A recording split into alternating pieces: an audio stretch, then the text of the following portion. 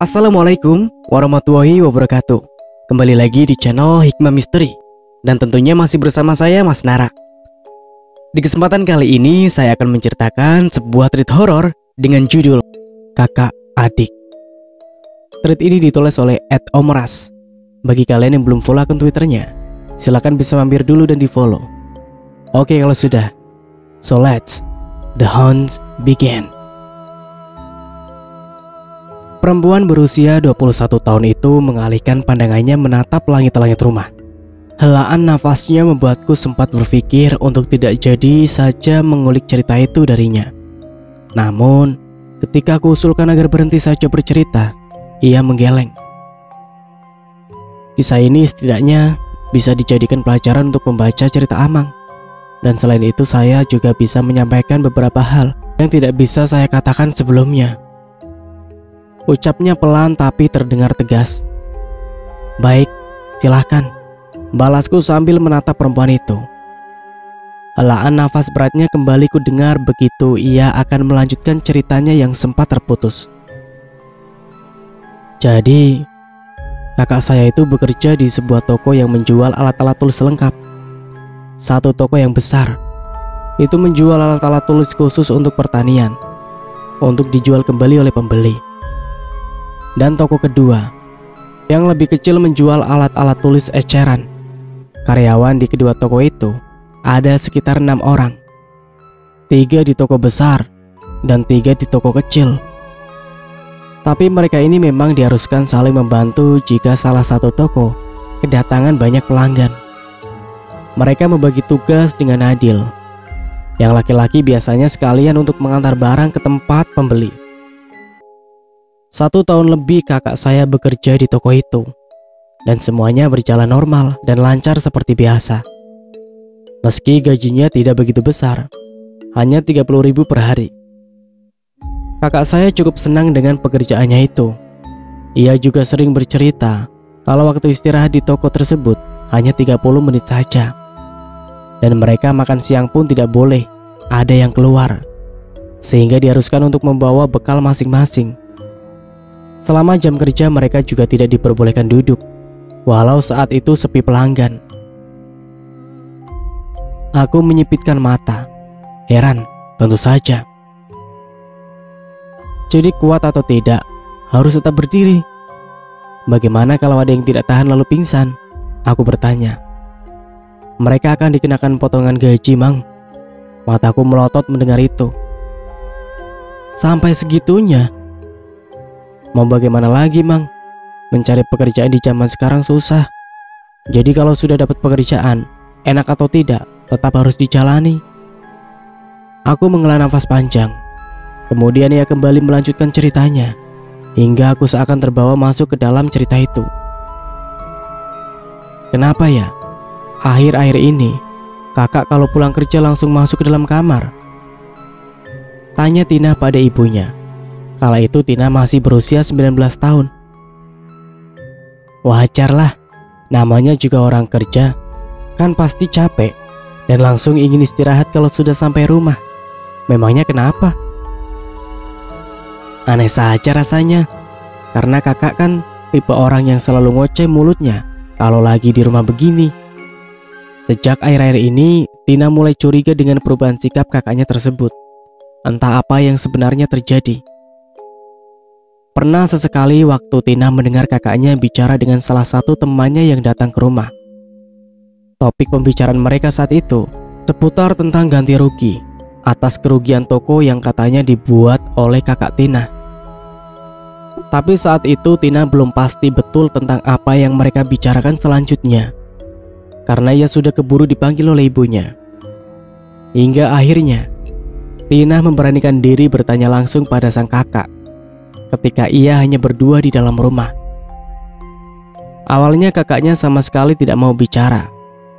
Namun ketika Tina membujuknya, sang kakak pun luluh juga, lalu menceritakan masalah yang dia hadapi saat itu. Rupa-rupanya kakaknya dituduh mencuri uang dari hasil penjualan barang, dan jumlah uang itu tidaklah sedikit. Alhasil semua karyawan di kedua toko itu mendapat potongan gaji untuk menepal semua kerugian toko. Kakak Tina mendapatkan perlakuan buruk dari karyawan lain dan ditekan untuk segera mengembalikan uang yang ia curi. Padahal kakak Tina sudah berkata jujur dalam pengakuannya itu, bahwa memang bukan dia yang mengambil uang tersebut. Memang dia yang terakhir kali pulang, namun ia sama sekali tidak pernah mengambil uang-uang itu. Tapi bosnya tak percaya, meski kakak Tina sudah mengusulkan agar masalah itu biar polisi saja yang menyelidiki, agar semuanya jelas. Tapi lagi-lagi usulnya ditolak dengan alasan buang-buang waktu jika lapor polisi, karena pencurinya sudah nyata di depan mata. Lalu sekarang bagaimana, Kak? Tanya Tina ikut sedih mendengar cerita sang kakak. Aku tidak tahu. Aku tidak punya uang sebanyak itu. Coba kakak bilang ke orang tua kita, masalah sebesar ini jangan ditanggung sendiri, Kak. Lebih baik kita selesaikan bersama-sama, walaupun bukan kakak pencurinya. Tidak, jangan. Aku tidak mau merepotkan mereka dalam masalahku ini. Aku akan coba selesaikan dengan caraku sendiri. Terima kasih sudah mau mendengarkan ceritaku. Berhari-hari telah berlalu. Keadaan sepertinya tak juga membaik. Itu bisa dilihat dari raut wajah kakaknya yang selalu pulang larut malam dengan wajah yang tampak lesu. Kamu gak kerja hari ini? Tanya ibunya di depan kamar kakak. Hening tak ada jawaban. Tin, kemana kakakmu? Kok jam segini masih berkurung di dalam kamar? Mungkin gak enak badan, jawab Tina tanpa curiga. Hingga pukul 1 siang, sang kakak tak juga keluar dari dalam kamar, membuat si ibu dan adiknya segera mengecek. Namun pintu kamar terkunci dari dalam.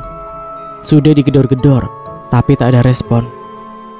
Akhirnya, ketika adik laki-laki Tina yang baru pulang sekolah itu datang, ia langsung diminta untuk merusak pengunci pintu dari luar. Setelah pintu berhasil dibuka, alangkah terkejutnya sang ibu juga Tina dan adiknya melihat sang kakak sudah tak bernyawa dengan keadaan menggantung. Di lehernya terlilit seutas tali bekas tali jemuran.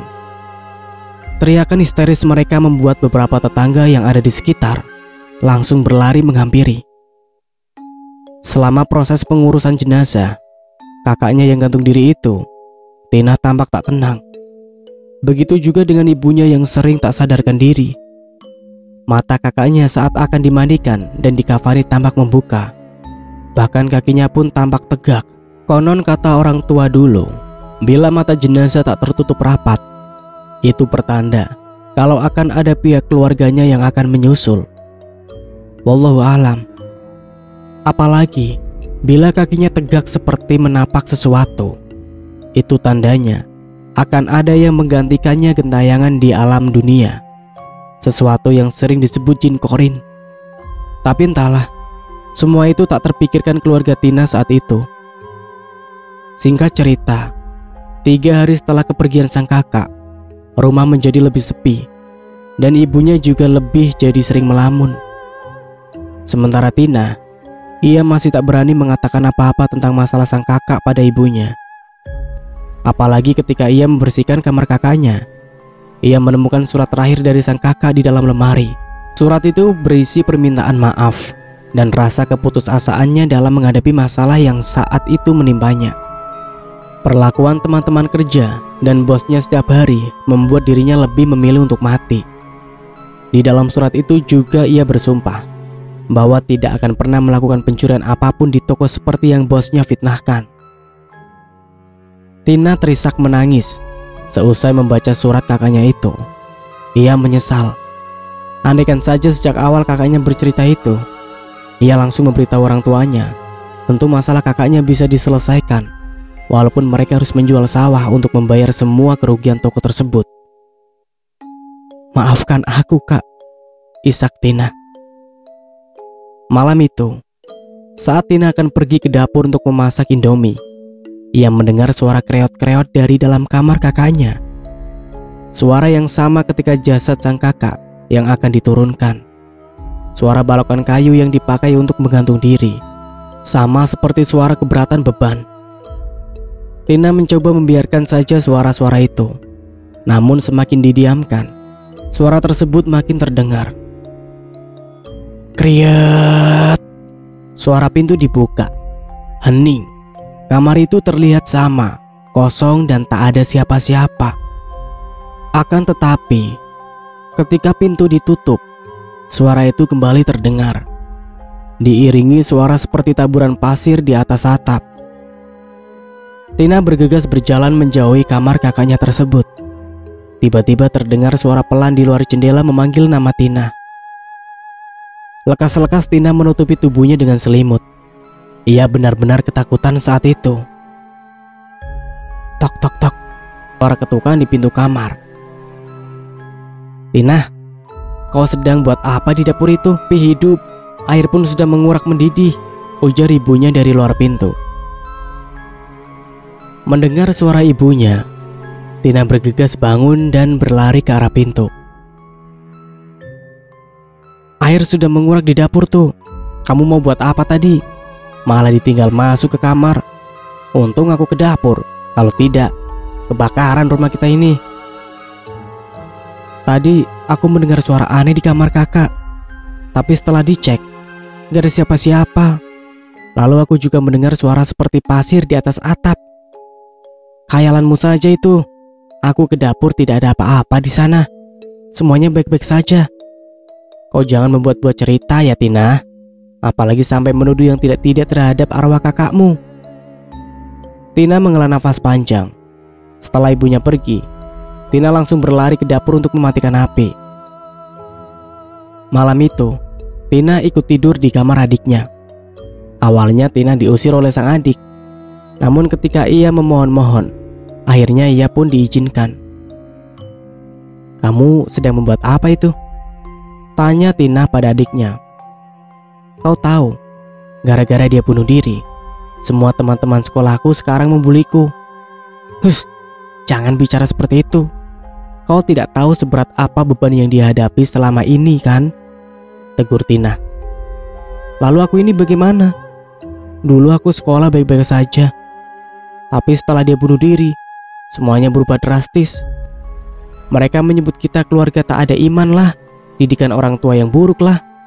Dan yang lebih parahnya, guru-guru di sekolah pun selalu berceramah dan membahas masalah keluarga kita. Aku pusing. Tina menghela nafas panjang.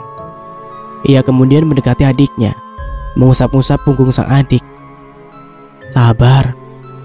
Aku yakin semua cobaan ini akan cepat berlalu.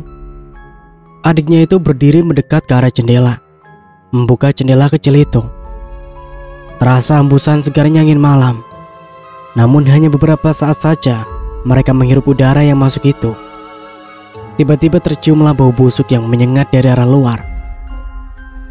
Bau apa ini? Tanya Tina. Gak tahu. Sepertinya bau ini dari samping. Mungkin ada bangkai tikus, jawab adiknya, sambil menarik jendela bermaksud untuk menutupnya kembali. Tapi anehnya, meski jendela itu sudah ditutup rapat, bau busuk itu semakin menyengat. Baunya semakin menyengat. Jangan-jangan bangkai tikusnya ada di kamarmu, ujar Tina sambil menutup hidungnya. Sembarangan. Kamu masuk tadi ada mencium bau busuk ini, enggak kan? Lalu ini bau busuk apa? Dari mana sumbernya? Dari luar, samping rumah.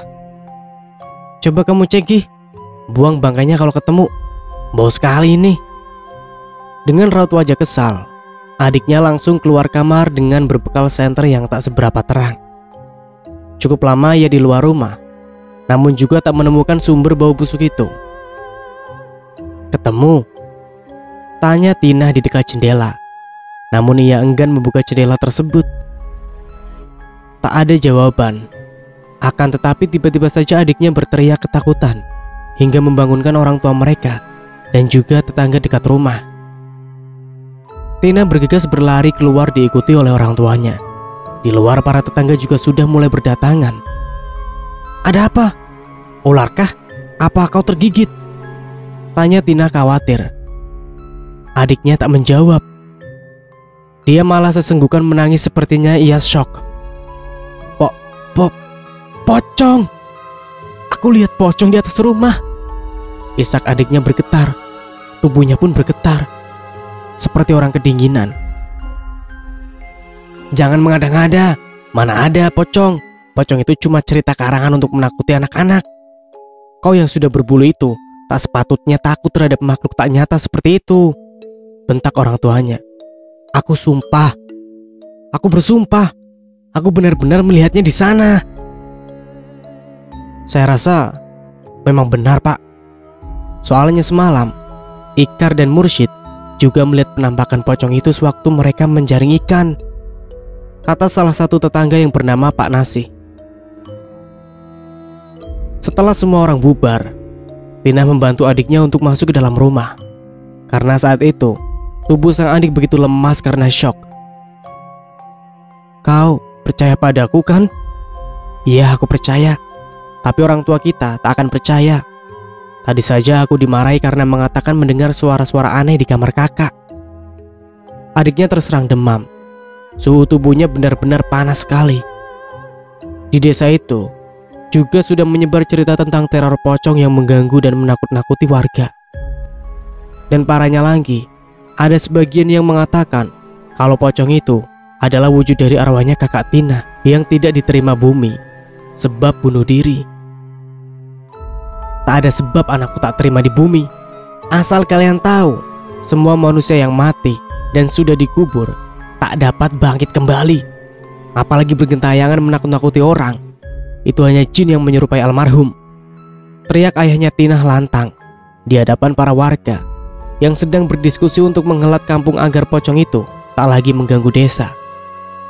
Pak RT bangun dari duduknya untuk menenangkan ayah Tina. Sabar, Pak, sabar.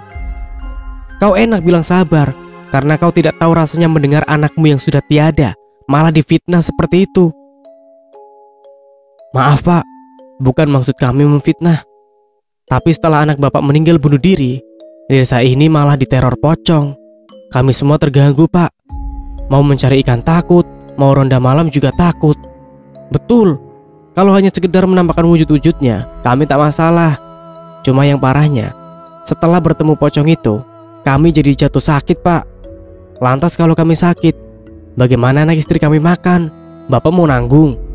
Lanjut teriak warga lainnya. Keadaan memanas sekali saat itu. Semuanya emosi. Sampai-sampai Pak RT kewalahan menenangkan warga. Sesampainya di rumah, ayahnya Tina marah-marah. Semua orang di rumahnya kena imbasnya.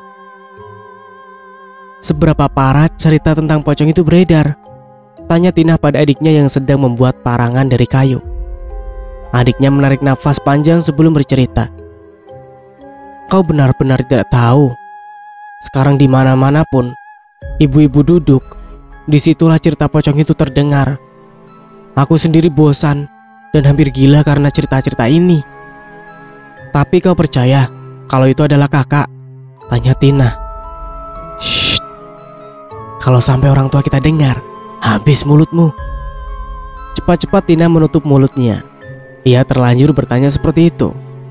Untung saja orang tuanya tidak ada di dekat mereka saat itu.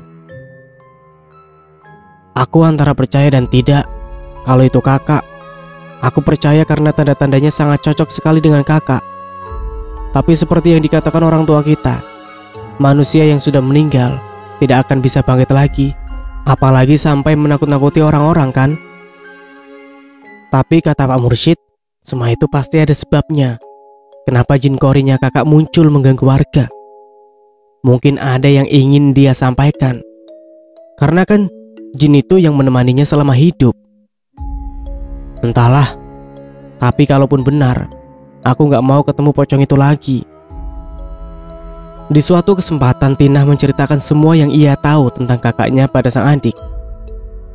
Ya Allah, aku berdosa sudah mengumpat kakak. Ampunilah dosaku ya Allah.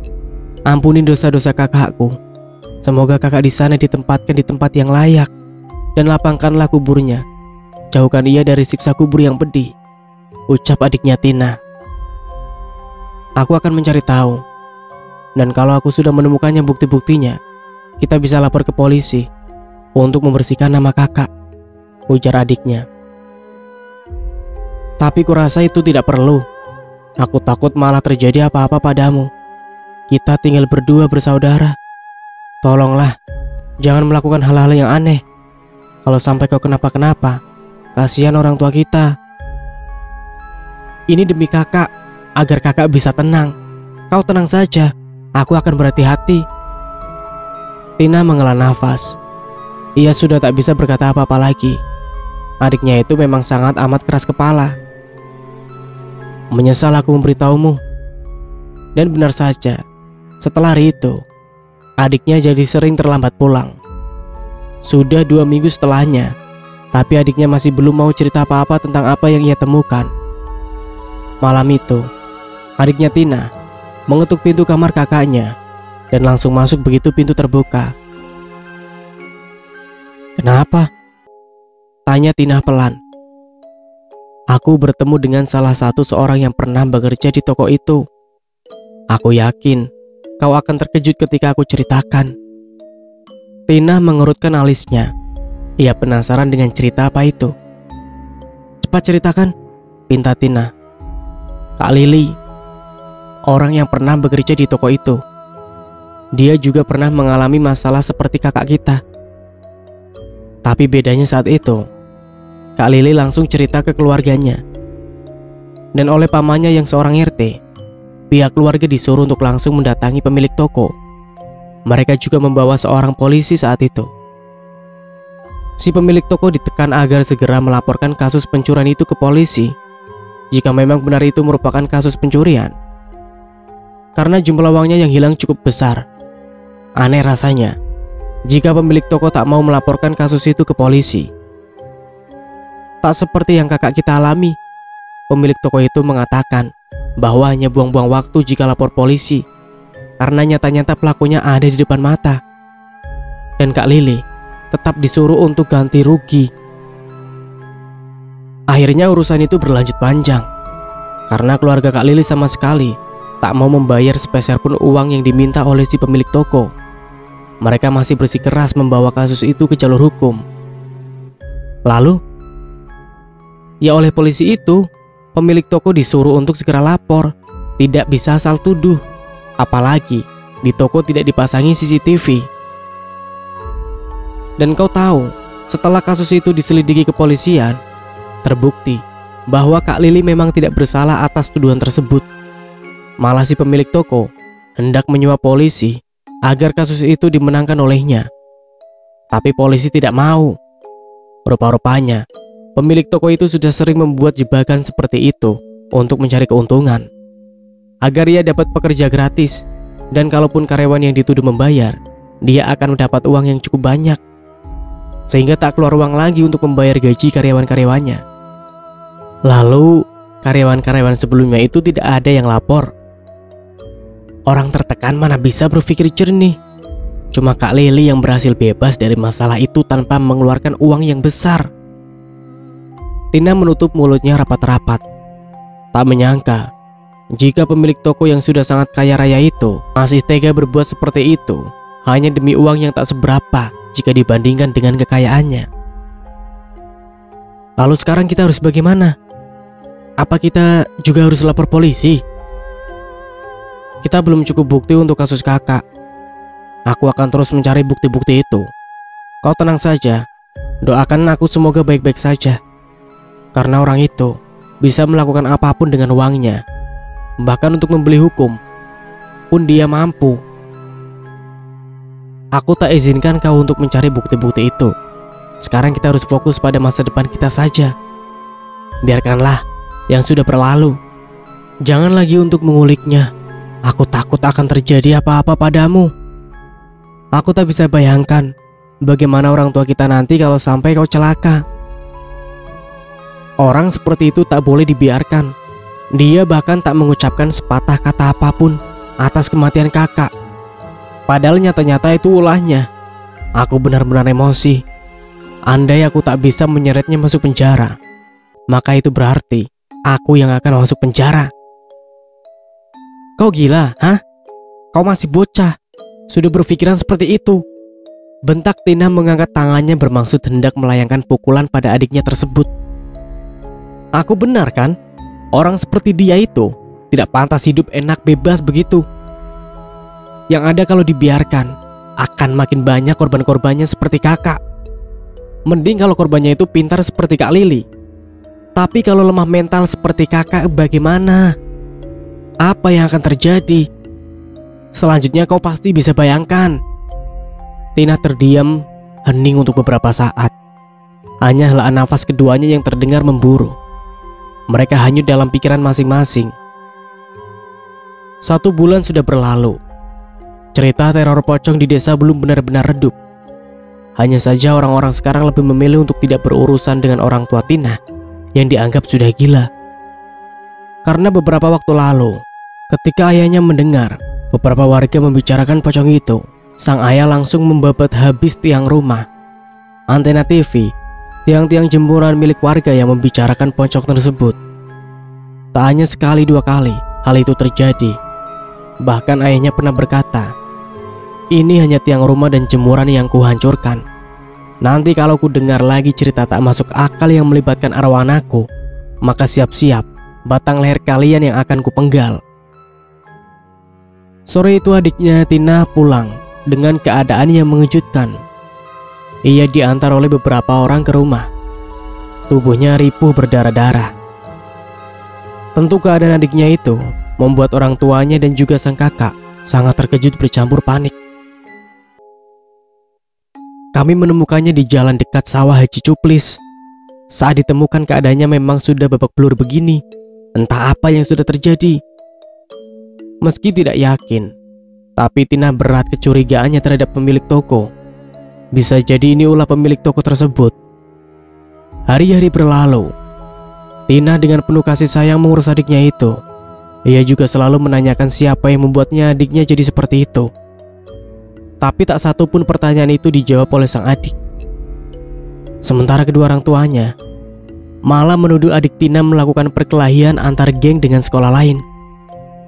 "Kak," panggil adiknya untuk yang pertama kali setelah sekian lama tak pernah lagi memanggilnya dengan sebutan kakak. "Iya," hening adiknya terdiam. Lalu kemudian sang adik menggelengkan kepala. Bibirnya tersenyum. "Tidak, bukan apa-apa. Aku hanya ingin mengucapkan terima kasih karena kau sudah merawatku." "Bicara apa kau ini? Kau itu adikku. Tentu aku akan merawatmu bila kau terluka. Bila suatu saat nanti aku mati, tolong jaga orang tua kita ya, Kak." Tina terdiam. Ia kembali duduk di sebelahnya adiknya itu. "Siapa yang melakukan ini semua padamu? Apa ini berkaitan dengan pemilik toko itu?" "Tidak, Kak. Ini murni perkelahianku dengan teman-teman sekolah," jawab adiknya pelan. Wajah adiknya tampak serius. Tapi Tina tak yakin jawaban itu jujur dari hati adiknya. "Kalau begitu, istirahatlah sekarang, biar kau lekas pulih dan bisa kembali bersekolah." Malam itu hening sekali. Hanya suara mirip taburan pasir di atas atap yang sesekali mengganggu ketenangan Tina dan adiknya. Tiba-tiba perut Tina terasa keroncongan. Padahal sore hari tadi ia sudah makan sangat banyak dengan ikan asin dan sayur labu santan buatan ibunya. Ia pun membuka pintu kamar untuk mengambil makanan sisa sore tadi sebelum sayurnya basi. Setibanya di dapur, Tina memanaskan sayurnya di atas kompor. Setelah sayurnya sudah panas, ia mengambil sepiring nasi dan ikan asin untuk dibawa masuk ke dalam. Karena ia tak ingin makan di dapur sendirian. Namun baru beberapa suap saja ia menikmati makanannya. Tiba-tiba tercium bau asap dari arah dapur. Tina merasa aneh, namun ia juga enggan untuk memeriksanya. Lama-lama bau asap itu semakin menyengat. Dan tidak hanya baunya saja, asap tebal pun mulai masuk ke dalam, membuat Tina terbatuk-batuk. Mau tak mau, ia memeriksa ke dapur dan sangat terkejut melihat api sudah memakan habis pelataran dapur dan merambah ke pintu. Bau bensin dan asap tercium. Bergegas Tina yang panik itu membangunkan kedua orang tuanya dan adiknya.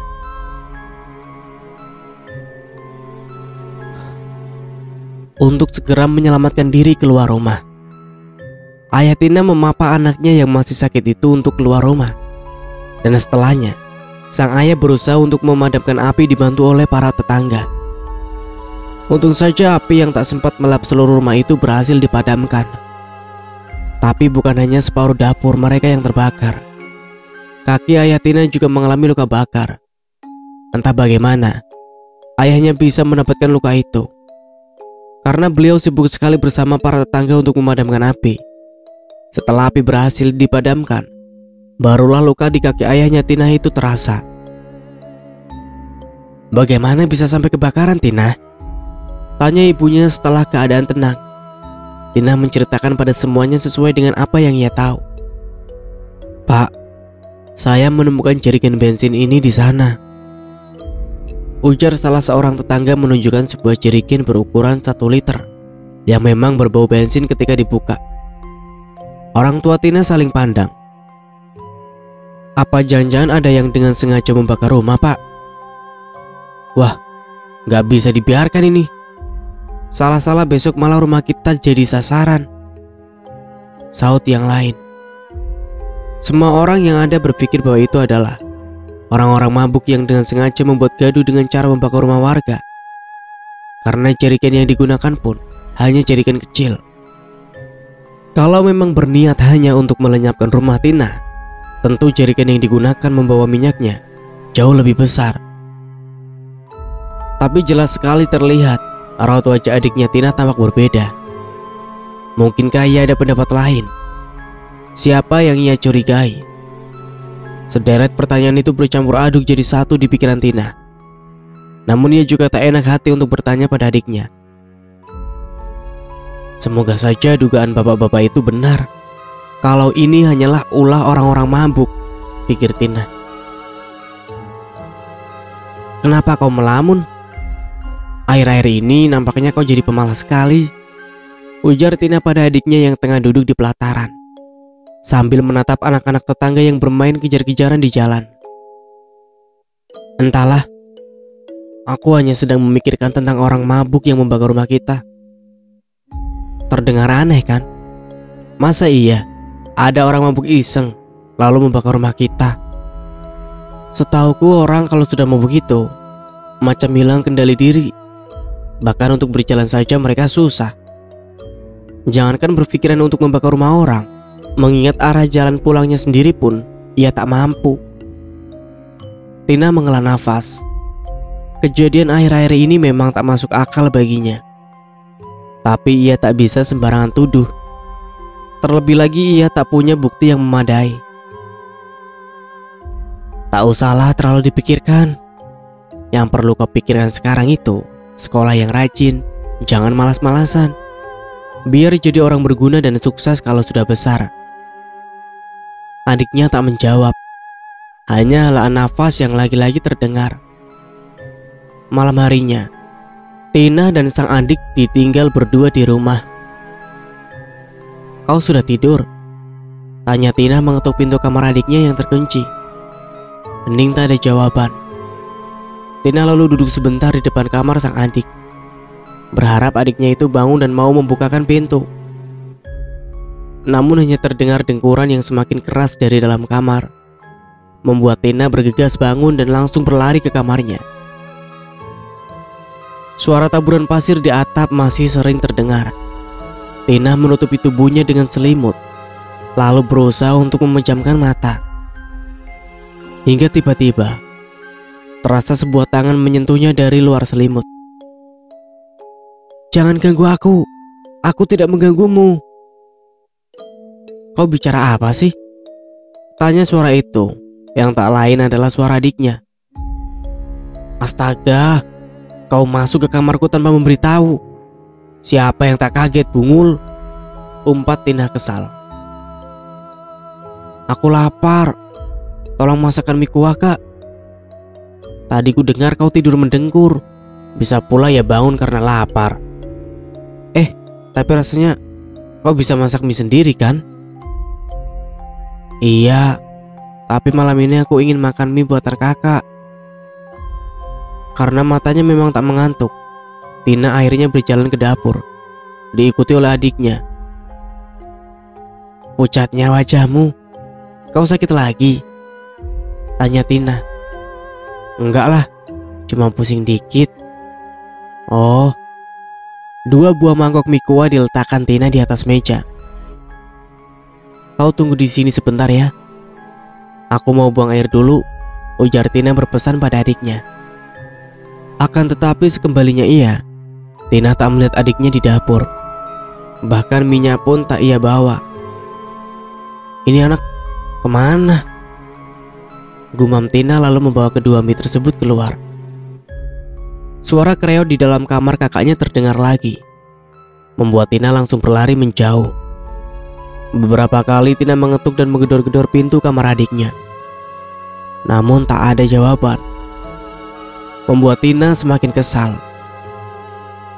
"Dasar kurang ajar, beraninya dia mengerjaiku," umpat Tina. Tak berapa lama, kedua orang tuanya datang. Sang ayah yang melihat ada semangkok mie di atas meja itu pun langsung melahapnya. "Itu mie adik. Tadi dia minta masakan mie, tapi setelah masak dia malah masuk ke dalam kamar. Mana dipanggil-panggil tak menjawab." Ibunya yang trauma dengan kejadian kakak Tina waktu itu langsung menggedor-gedor pintu kamar adiknya. "Coba buka paksa, aku takut terjadi apa-apa," ujar ibunya memelas. "Tidak ada apa-apa. Biasa kan anak itu memang suka sekali mengerjai kakaknya. Cepat, buka saja pintunya. Perasaanku semakin tak enak." Akhirnya mau tak mau, ayahnya Tina terpaksa mencongkel pintu itu untuk membukanya. Benar saja, apa yang dikhawatirkan ibunya tadi terbukti. Adik Tina sudah terkapar dengan mulut berbusa di atas tempat tidur. Di tangannya ada botol air yang sudah habis. Di atas mejanya juga ada beberapa bungkusan racun yang biasa dipakai untuk meracun ikan. Tina terduduk, tubuhnya gemetar. Perlahan-lahan suara tangisan ibunya mulai menghilang dan keadaan menjadi gelap gulita. Saat ia tersadar, seorang ibu-ibu tengah memijit lengannya. Orang-orang di luar kamar juga sudah ramai berkumpul. "Adik saya, adikmu sudah meninggal." Nafas Tina tak beraturan. "Kenapa?" batinnya. Setelah kejadian adiknya bunuh diri itu, Tina menjadi jauh lebih murung. Ibunya pun kini terus sakit-sakitan. Apa suara dengkuran yang kudengar itu adalah suara di mana adikku sedang meregang nyawa? Tapi tidak mungkin, karena setelah itu dia mendatangiku. "Tina, rumah ini sudah terjual. Besok kita akan pindah dari desa ini. Semoga dengan ini ibumu bisa kembali sehat." Tina terdiam. Ia menatap sekeliling ruangan. Rumah itu banyak sekali kenangannya. Bayangan sang kakak dan adiknya selalu terlihat di dalam rumah itu. Tina tahu itu tak nyata, tapi entahlah, ia merasa kalau dirinya selalu diawasi oleh keduanya di rumah itu. Semenjak mereka pindah dari desa tersebut, sang ayah mulai membuka usaha dari hasil penjualan rumah serta tanah sawahnya. Dan Tina pun sudah bekerja di sebuah toko baju di sebuah pasar terkenal di daerah Kasela. Kehidupan mereka mulai membaik.